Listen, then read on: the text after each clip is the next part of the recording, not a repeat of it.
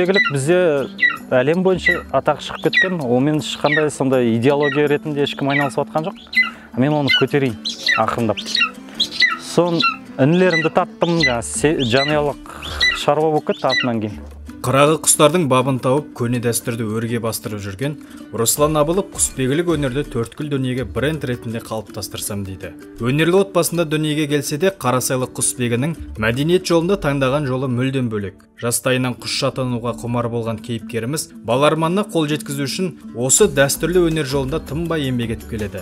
Бүгінде саятшылықты серік еткен Русланның осы уақытқа дейін елімізде әлі болмаған құстарды жаттықтыруға арналған құсбегілік лагері бар. Ауданымызға қарасты Ұлан ауылының маңайында орналасқан бұл дархан даладағы демалыс орнында қыран құстарды үйретуге барынша жағдай жасалған. Құтты қонақтарға арналған қазақ үйі мен жаздық күрке тәрізді демалыс орындары да бар.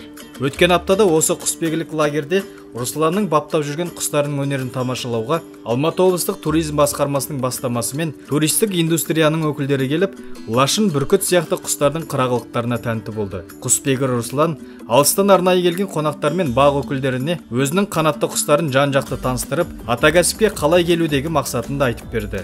Жалпы Қарасайлы құсшының алдағы арманы жетіп артылады. Алдымен іргетасы қаланғанына көп болмаған осы Фолкенри Кемп құсбегілік лагерінің кеңістігін кеңейтіп, қазақтың қанына біткен осы өнер арқылы елдің мәдениетін әлемге таныту. Дәстүрімізді дәріптеуді мақсат еткен Русланның түрлі ел арасындағы көрмелер мен халықаралық деңгейдегі қыран құстардың додаларына қатысып, жүлделі орын алған жетістіктері де жетіп артылады.